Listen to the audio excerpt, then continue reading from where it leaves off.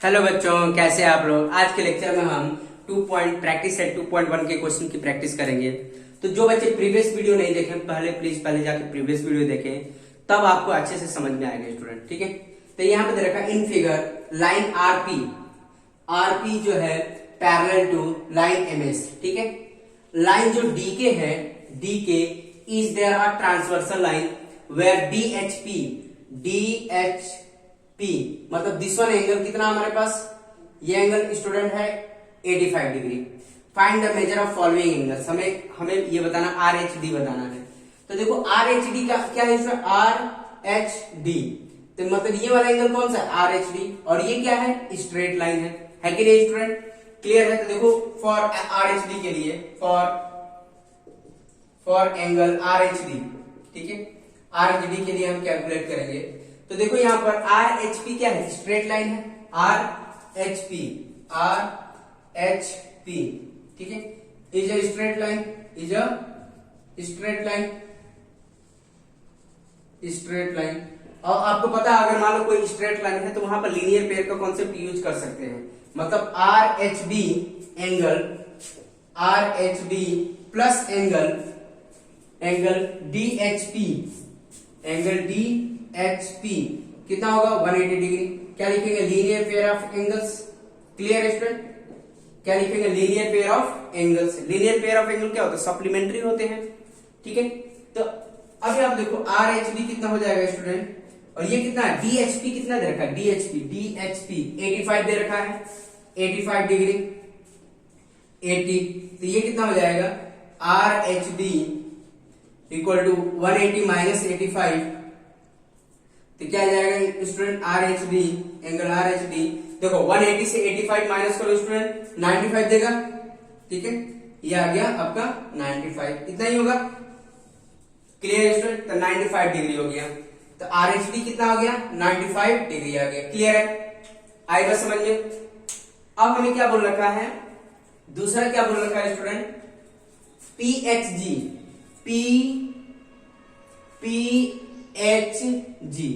तो स्टूडेंट ये देखो, ये एबी क्या है, स्ट्रेट लाइन है या vertically opposite, this one angle equal to this one. देखो 1 इक्वल टू 2 होगा। क्लियर है, बट 1 क्या है, आरएचडी है। तो आरएचडी कितना हमने निकाला, 95 निकाला। देयरफॉर पीएचजी भी कितना होगा, 95 होगा। क्यों, vertically opposite angles are equal. ठीक है, तो देखो यहां पर मैं दूसरे के लिए कर देता हूं, फॉर पीएचजी के लिए, फॉर एंगल पीएचजी के लिए हम फाइंड आउट करेंगे।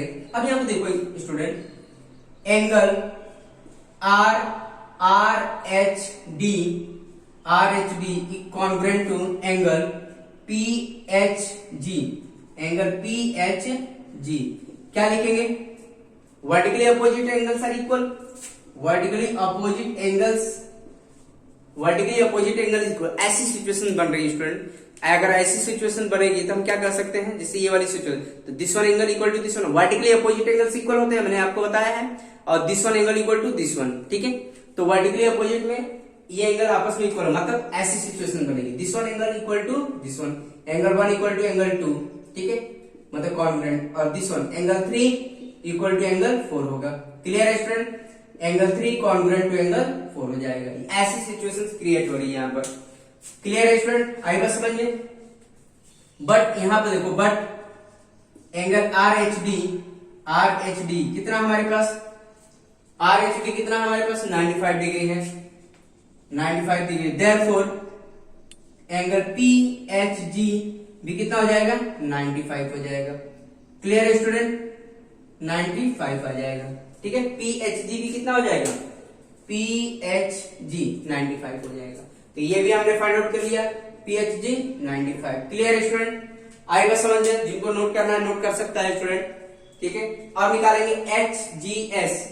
देखिए एचजीएस ये वाला निकालना है, तो चलो स्टूडेंट देखो कैसे करते हैं। इसको हटा देते हैं, इसको मिटा दें।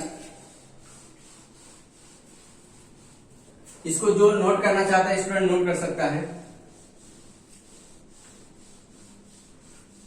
अब यहां पे देखो स्टूडेंट, पीएच देखो, अब किसके लिए, ये सेकंड, ये थर्ड था, थर्ड ये देखो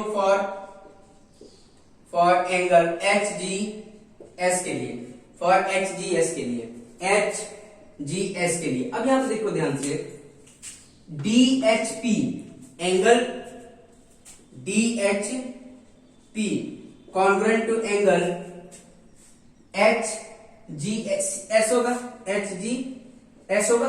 क्यों कॉन्ग्रुएंट होगा? देखो this one angle D H P and तुम्हारा एच जी एस, ये क्या होगा? करस्पॉन्डिंग एंगल्स आर इक्वल, क्योंकि ये देखो दोनों लाइन पैरेलल है और ये क्या काम कर रहा है? ट्रांसवर्सल लाइन है, तो this one equal to this one, corresponding angles are equal. तो यहां पर लिख देंगे corresponding angles are equal, corresponding angles are congruent. Congruent का मतलब क्या होता है स्टूडेंट? इक्वल होता है। बट अब यहां पर क्या है? DHP कितना है student? But DHP angle DHP कितना है? 85 डिग्री। देयरफॉर एंगल HGS भी कितना हो जाएगा? 85 डिग्री। क्लियर है स्टूडेंट? आई बात समझ में? तो ये भी कितना हो गया? 85 डिग्री आ गया। क्लियर है? अब हमें क्या बताना है? MGK ये बताना है। तो ये हमने क्या निकाला? 85 निकाला। तो ये भी कितना हो जाएगा? MGK भी कितना हो जाएगा? 85। क्यों? Vertically opposite angles are equal. तो यहां पर देखो फॉर MGK लिए निकाल लेते हैं, फॉर MGK, ठीक है, एंगल MGK के लिए। तो यहां पर देखो स्टूडेंट, ये देखो angle HGS congruent to angle MGK। तो यहां पर रीजन क्या देखेंगे? Vertically opposite angles are equal, मतलब this one angle equal to this one, ठीक है। क्या लिखेंगे? Vertically opposite angles are equal. Clear है स्टूडेंट? बट अभी हमने निकाला HGS क्या निकाला? HGS 85 निकाला। But angle HGS equal to कितना है? 85। देयरफॉर MGK एंगल MGK भी कितना हो जाएगा? 85 हो जाएगा। क्लियर है स्टूडेंट? आई बात समझ में? तो MGK भी कितना हो गया तुम्हारा? 85 आ गया। क्लियर है स्टूडेंट? क्योंकि ये अगर 85 होगा तो ये भी 85 हो जाएगा। क्लियर है? आई थिंक सब बच्चों को समझ में आ रहा। तो चलो स्टूडेंट नेक्स्ट वाला क्वेश्चन देख लेते हैं, आपकी एक्सरसाइज का ही है।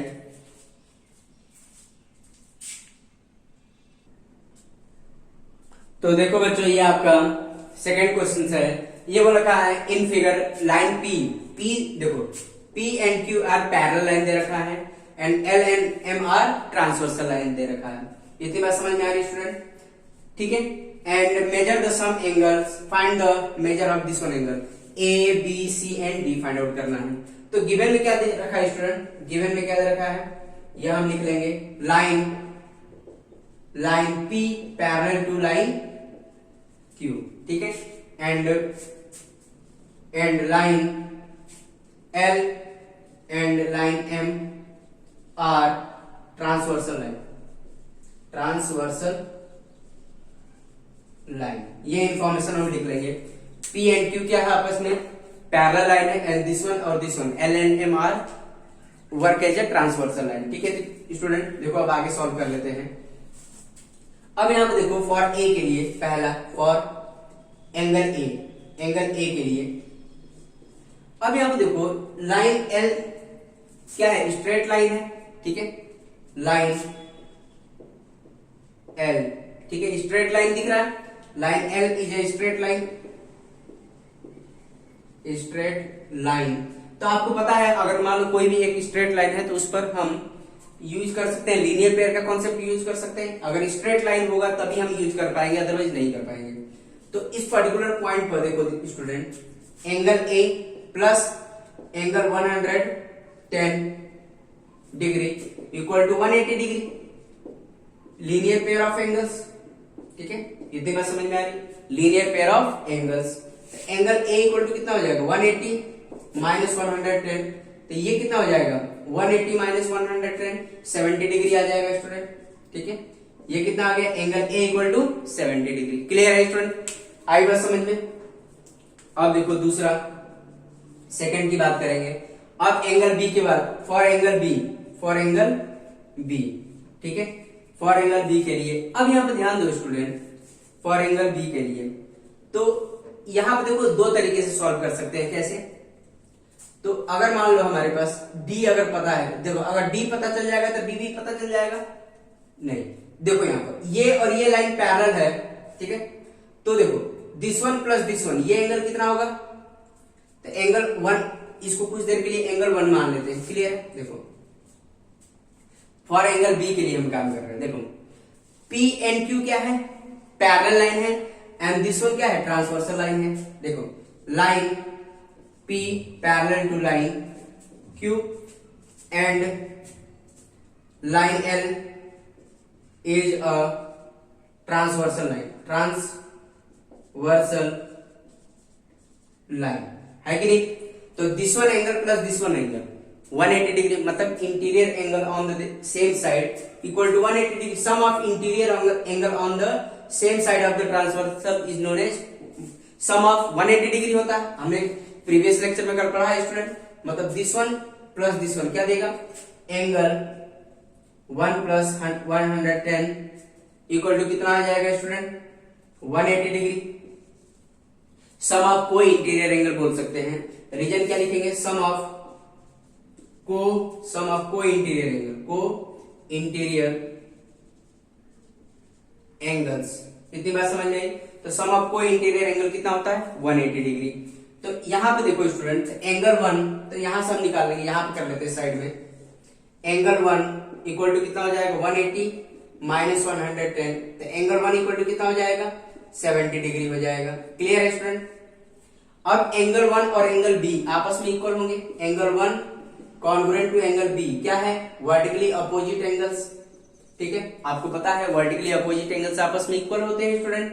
तो अब यहां पे देखो, तो vertically opposite angle but angle one equal to कितना हमारे पास? 70 डिग्री है कि नहीं? तो देयरफॉर एंगल बी भी कितना होगा? 70 डिग्री होगा। क्लियर है स्टूडेंट? आई बात समझ में? एंगल बी भी क्या होगा? 70 डिग्री हो जाएगा। क्लियर है? आई थिंक सब बच्चों को समझ में आ रहा था। देखो बी भी निकाल लिया हमने, ए भी निकाल लिया। क्लियर है स्टूडेंट? अब देखो नेक्स्ट, इसको हटा, जिसको नोट करना है स्टूडेंट नोट कर सकता है, ठीक है। अब देखो नेक्स्ट वाला भी हम कर देते हैं सॉल्व। यहां पे इसको हटा देते हैं।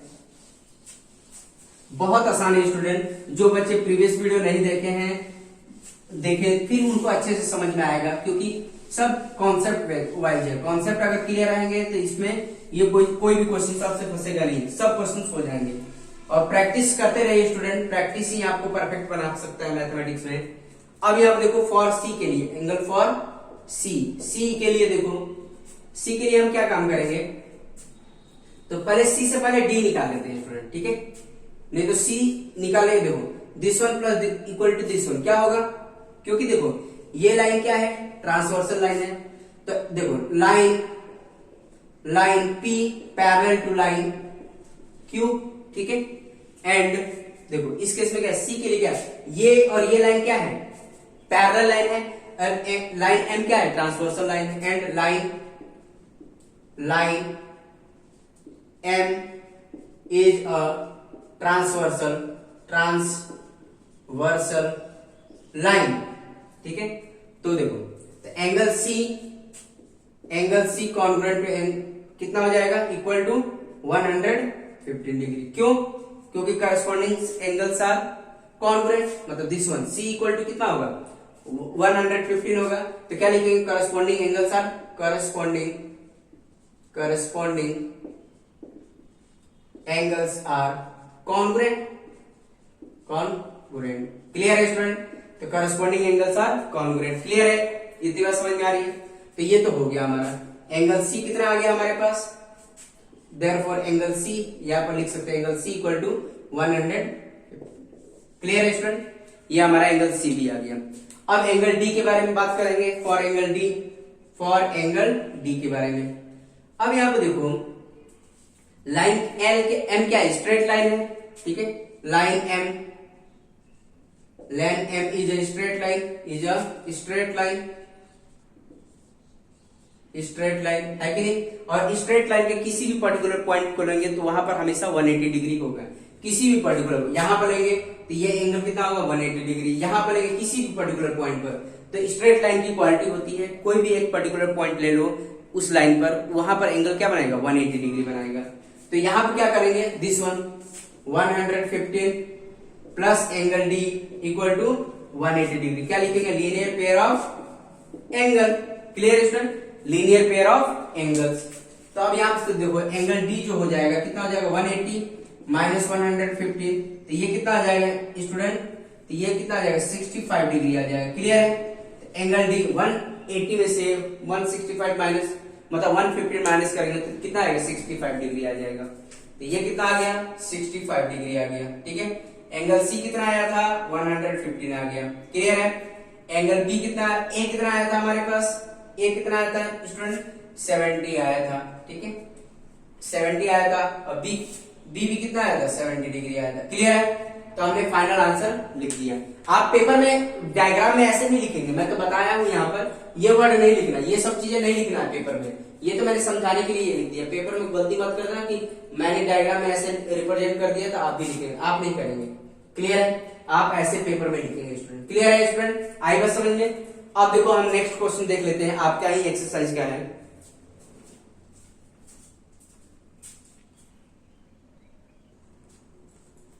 तो देखो बच्चों ये आपका थर्ड क्वेश्चन है, बोला का in figure line L parallel to line M है, line N parallel to line P है, then find the angle A B C. ठीक है, और ये वाला एंगल दे रखा, तो सिंपल सी बात है स्टूडेंट, बहुत आसान है।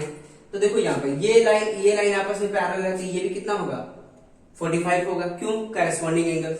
तो इसको अभी आपको फाइंड आउट करना पड़ेगा। इसको हमने कुछ देर के लिए एंगल 1 मान लिया, ठीक है, या एंगल x मान लिया है, सपोज करो x मान लिया है। ठीक है, तो देखो इसको कैलकुलेट कैसे करेंगे। तो यहां पे दे रखा है line L parallel to line M and line P is a transversal line. Clear student, तो क्या हो जाएगा angle x equal to 45 degree, मतलब कॉन्ग्रुएंट होगा। क्लियर है, क्या लिखेंगे करस्पॉन्डिंग एंगल्स आर कॉन्ग्रुएंट,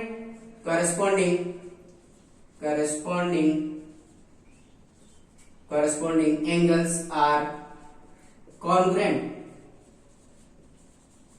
ठीक है, corresponding angle are congruent, therefore angle x equal to कितना होगा 45 डिग्री हो गया। इतनी बात समझ में आ रही है स्टूडेंट। क्लियर है, angle x equal to 45 degree, तो ये कितना आ गया 45 degree, x equal to 45 degree आ गया। क्लियर है स्टूडेंट। तो अब यहाँ पे देखो लीनियर पेयर का कॉन्सेप्ट यूज कर सकते हैं। लाइन M क्या है, स्ट्रेट लाइन है। अब क्या करेंगे for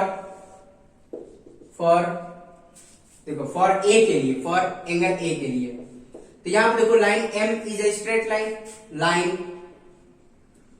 M is a straight